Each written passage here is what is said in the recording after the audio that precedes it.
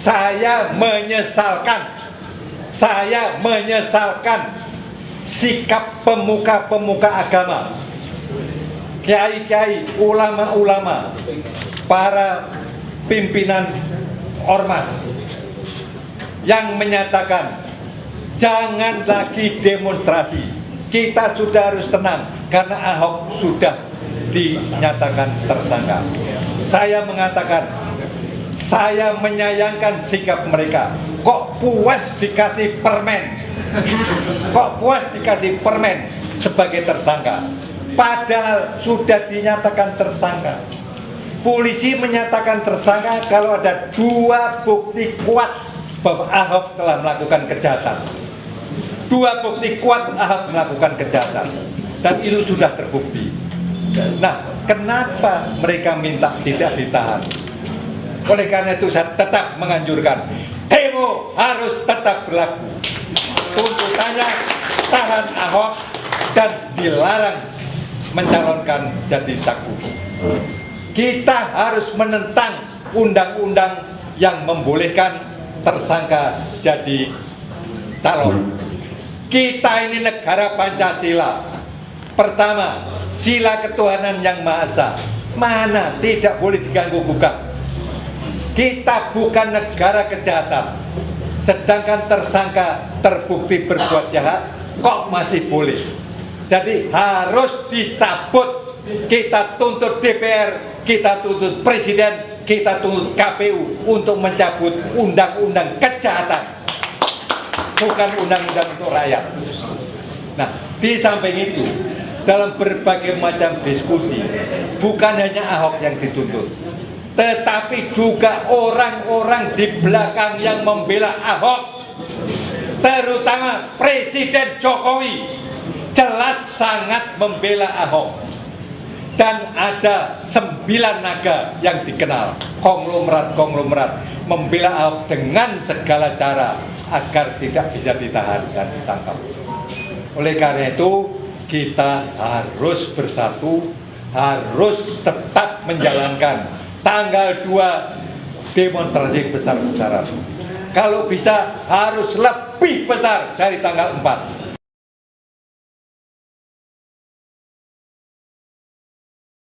Jangan takut, saya berani mengatakan, demi Tuhan saya katakan, tidak mungkin Habib Rizik mengumpulkan 100.000 orang. Tidak mungkin. Tidak mungkin HMI bisa mengumpulkan 200.000 orang. Tidak mungkin Hizbut Tahrir mengumpulkan 200.000 orang. Tidak mungkin. Tetapi lihat, pada waktu itu 2 juta lebih berkumpul, bisa bersatu. Habib Rizik bersatu dengan Hizbut Tahrir, dengan HMI, dengan NU, dengan Muhammadiyah. Siapa yang mendorong kalau bukan Tuhan sendiri? Dan orang-orang yang mengerti spiritual melihat bahwa di Masjid Istiqlal ratusan ribu tentara Allah berkumpul, berpakaian putih-putih, mukanya hampir sama semua, cakep-cakep, berkumpul. Dan dari pagi sampai pagi mereka tidak makan, tidak minum. Itulah tanda mereka tentara Allah. Jadi saya yakin ini untuk yang kedua kalinya. Yang pertama tahun 45, mana berani rakyat Indonesia revolusi? Mana berani?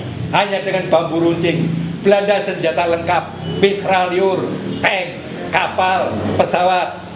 Tapi dengan bambu runcing mereka berani. Karena apa? Karena Tuhan memasukkan roh keberanian untuk melawan Belanda. Akhirnya kita menang. Begitu juga sekarang ini zaman edan. Prabu Joyoboyo telah menjongkokkan. Besok kalau terjadi zaman edan, keadaan Indonesia akan rusak parah. Korupsi menjadi nomor 1 di dunia, narkoba nomor 1 di dunia, bangsa dijual kepada bangsa asing, kejahatan, perampokan, perkosaan akan merajalela, molimo merajalela, wong lanang dadi wadon, orang laki jadi perempuan, orang perempuan jadi laki. Lihat televisi, semua menawarkan kebanci-bancian. Itu berarti puncak zaman edan. Puncak zaman dan harus diakhiri dengan goro-goro atau istilah politiknya revolusi. Dan korbannya sangat besar. Wong Jawa kari separuh, Cina kari sak jodoh. Orang Jawa tinggal separuh, Cina tinggal sepasang. Itu memang kehendak Tuhan harus terjadi. Karena kerusakan di Indonesia ini tidak bisa dilakukan secara normatif, tidak bisa dilakukan secara hukum. Penegak hukum sudah berada di bawah kekuasaan konglomerat dan kekuasaan pemerintah yang korup, yang kerjasama dengan narkoba. Kita kalah kuat, rakyat kalah kuat, uang mereka tidak terbatas. Jadi Tuhan nanti akan memasukkan roh keberanian untuk melakukan perlawanan. Dan saya yakin pasti menang. Pasti menang. Pertama, sudah kita rasakan 4 November. Siapa yang bisa mengunggulkan rakyat kita? Tidak ada kecuali Tuhan. Karena itu akan kita ulang 2 Desember. Jawa Barat berencana menurunkan 4 juta.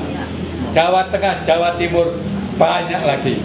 Jadi kira-kira nanti yang akan kumpul di Jakarta mungkin sekitar 3-5 juta. Itu harus memenuhi Jakarta. Kalau polisi tidak mau mengikuti permintaan umat, tetap masih diskriminasi dan rasialisme, maka jawabannya adalah revolusi harus terjadi. Amin.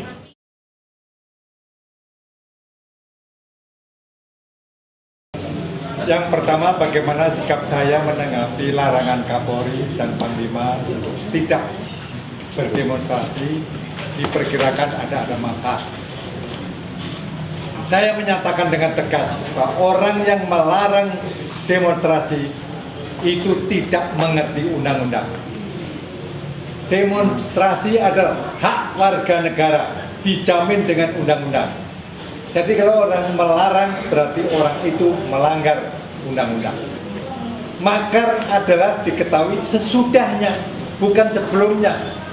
Bagaimana orang tahu kalau saya mau makar? Kok sudah disebut makar? Kita bisa menuntut orang mencurigai kita makar, padahal kita belum apa-apa. Seperti dikatakan Pak Bius tadi, ini adalah gelar sajadah, mau bersembahyang, mau sholat, mendoakan supaya negara Indonesia cepat makmur, tidak ada gangguan apa-apa. Jadi yang melarang demonstrasi adalah A, sosial, A, demokrasi.